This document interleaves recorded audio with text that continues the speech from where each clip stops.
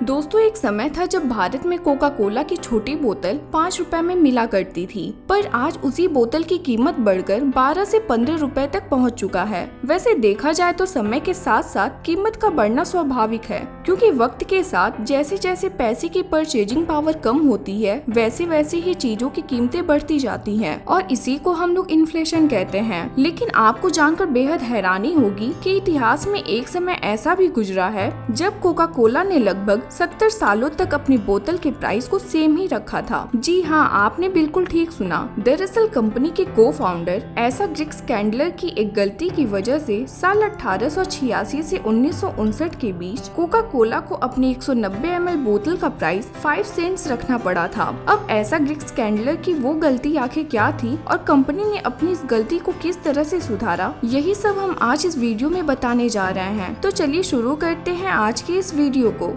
दोस्तों, साल 1886 के दौरान जॉर्जिया के रहने वाले जॉन स्टेट पेम्पटन नाम के एक फार्मासिस्ट ने कई अलग अलग इंग्रेडिएंट्स को आपस में मिलाकर एक ड्रिंक तैयार की थी, और जब उन्होंने अपनी इस ड्रिंक का सैंपल लोगों को टेस्ट करवाया तो सभी को इसका टेस्ट बहुत पसंद आया। लोगों के इस पॉजिटिव रिएक्शन से उन्हें समझ आ गया कि उन्होंने एक स्पेशल ड्रिंक को इवेंट किया है, और उन्होंने इसे अपनी फार्मेसी में 5 सेंट्स प्रति ग्लास के दाम पर बेचना शुरू कर दिया। अब चूँकि इस ड्रिंक के दो मुख्य इंग्रेडिएंट्स कोका लीव्स और कोका नट्स थे, इसलिए जॉन के अकाउंटेंट फ्रैंक मेसन रॉबिन्सन ने इसका नाम कोका कोला रख दिया। इस तरह अमेरिका में उस कोका कोला का जन्म हुआ जो आज भी दुनिया की सबसे ज्यादा बेचे जाने वाली सॉफ्ट ड्रिंक कहलाती है। आपको जानकर हैरानी होगी कि आज दुनिया भर में हर रोज कोका कोला की लगभग 1.9 बिलियन ड्रिंक्स सर्व की जाती है। हालांकि 136 साल पहले जिस समय ये सॉफ्ट ड्रिंक्स पहली बार मार्केट में आई थी, तब इसकी सेल्स लगभग ना के बराबर हुआ करती थी।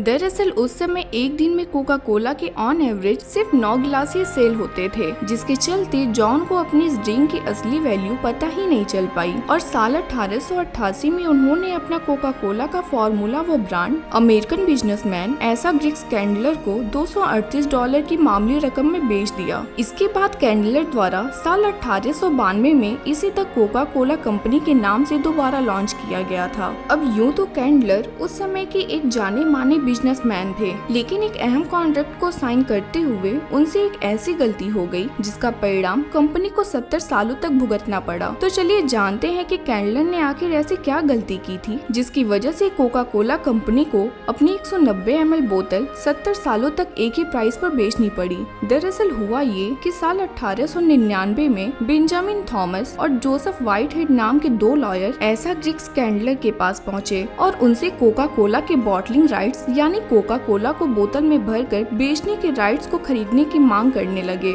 यहाँ आपकी जानकारी के लिए बता दें कि उस समय तक कोका कोला बोतलों में भरकर नहीं बल्कि सोडा फाउंटेन्स के जरिए बेची जाती थी। ऐसे में कैंडलर को इसकी बिल्कुल उम्मीद नहीं थी कि फ्यूचर में कभी बोतल बंद कोका कोला की भी कोई मार्केट हो सकती है, इसलिए उन्होंने लॉयर्स के कॉन्ट्रैक्ट को ध्यान से पढ़ा तक नहीं और सिर्फ $1 की कीमत पर कोका कोला की बॉटलिंग राइट्स उन्हें बेच दिए। हालांकि ये कॉन्ट्रैक्ट साइन करने के बाद उन्हें रियलाइज हुआ कि उन्होंने कितनी बड़ी मिस्टेक कर दी थी। असल में कैंडलर ने यह पढ़ तो लिया था कि उस कॉन्ट्रैक्ट के अनुसार कोका कोला कंपनी उन बॉटलर्स को अपना सिर्फ एक फिक्स प्राइस में बेचने वाली थी, लेकिन वो इस चीज को नोटिस करना भूल गए कि उस एग्रीमेंट पर कोई एंडिंग डेट नहीं लिखी हुई थी। यानी अनजाने में उन्होंने उन बॉटलर्स को अपना सिर्फ हमेशा के लिए एक फिक्स प्राइस पर बेचने का एग्रीमेंट कर लिया था, जहाँ बोतल के फाइनल प्राइस को तय करने का राइट भी बॉटलर्स के ही पास चला गया था। अब कैंडलर ने बॉटल्ड कोक के मार्केट के बारे में जैसा सोचा था, रिजल्ट उसका उल्टा निकल करके आया,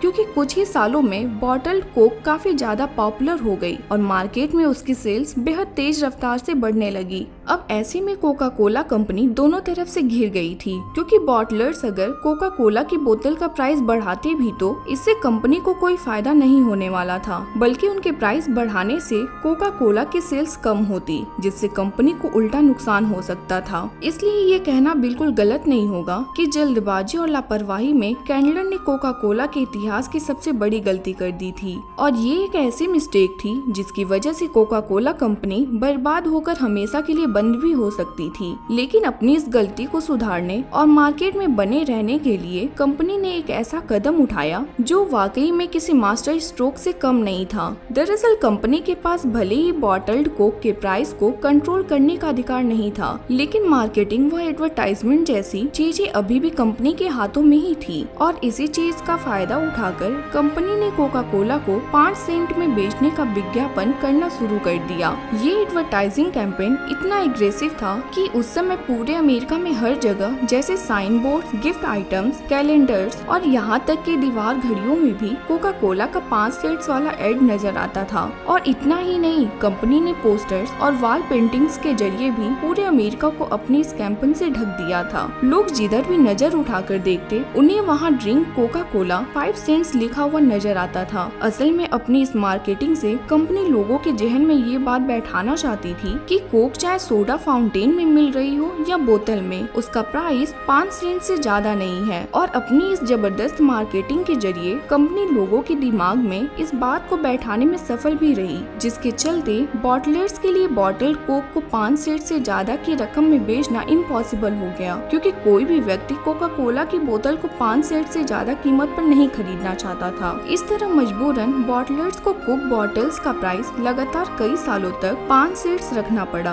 आखिरकार जब उन बॉटलर्स को अपना मुनाफा निकालने में भी दिक्कत आने लगी तो वे कंपनी के साथ अपने उस एग्रीमेंट में बदलाव करने के लिए राजी हो गए, जिसके बाद साल 1921 में इस कॉन्ट्रैक्ट को दोबारा सही ढंग से बनाया गया और इस बॉटल्ड कोक की प्राइसिंग का पूरा कंट्रोल कंपनी के हाथों में आ गया। अब यहाँ अगर कंपनी चाहती तो कोक बोतल का प्राइस बढ़ा सकती थी, लेकिन 2 कारणों से कंपनी चाहकर भी ऐसा नहीं कर पाई, जिसमें पहला रीजन तो ये था कि पिछले लगभग 35 सालों से कोक बोतल 5 सेंट्स की रकम पे बेची जा रही थी, जिसके चलते लोगों को ये सॉफ्ट ड्रिंक्स इसी कीमत पर खरीदने की आदत हो गई थी। ऐसे में कंपनी को ये डर था कि कहीं प्राइस बढ़ाने पर उनके सेल्स ना डाउन हो जाएं, इसलिए उस समय वे प्राइस बढ़ाने का फैसला नहीं ले पाए। इसके अलावा प्राइस इंक्रीज ना कर पाने का दूसरा रीजन कोका कोला की वो हजारों वेंडिंग मशीन भी थी जो पूरे अमेरिका में फैली हुई थी। दरअसल उन मशीनों को कुछ इस तरह से डिजाइन करके बनाया गया था कि वो सिर्फ 5 सेंट के सिक्कों को ही एक्सेप्ट करती थी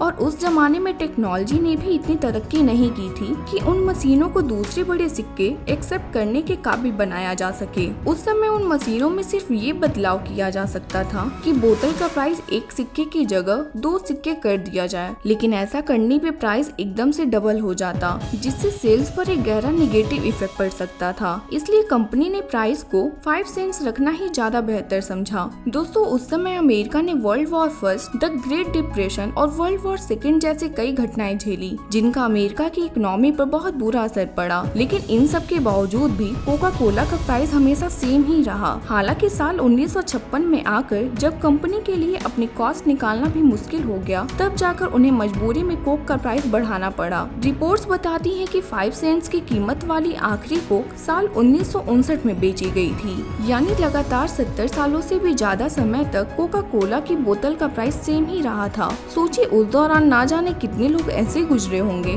जिन्होंने बचपन से लेकर बुढ़ापे तक पूरी जिंदगी कोका कोला को एक ही प्राइस पर खरीदा होगा। हालांकि कंपनी को ये सब मजबूरी में करना पड़ा था, लेकिन आज बहुत से एक्सपर्ट्स ये भी मानते हैं कि प्राइस को इतने लंबे समय तक सेम रखना ही कोका कोला की कामयाबी की सबसे बड़ी व अहम वजह बनी। तो दोस्तों, आज के इस वीडियो में बस इतना ही। यह वीडियो आपको कैसी लगी हमें कमेंट करके जरूर बताइएगा। साथ ही इसी तरह के इंटरेस्टिंग वीडियोस को लगातार देखने के लिए कृपया चैनल को सब्सक्राइब कर बेल आइकॉन को दबाना मत भूलिएगा। आपका बहुमूल्य समय देने के लिए बहुत बहुत धन्यवाद।